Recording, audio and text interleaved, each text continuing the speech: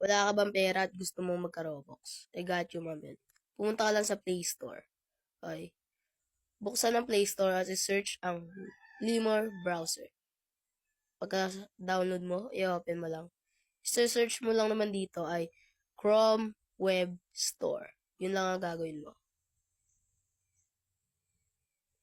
Okay, pag na-open mo na yan, pipindutin mo lang yung yan. Okay. Meron dyan sa taas, nakasulat, search. Isa-search mo lang dyan, Roblox, Raw Earn. Raw Earn, guys, Raw Earn. Okay? Pag na-search mo na yan, as you can see, na-download ko na yan, at nagamit ko na rin. Re-remove ko ulit para makita nyo na. Okay.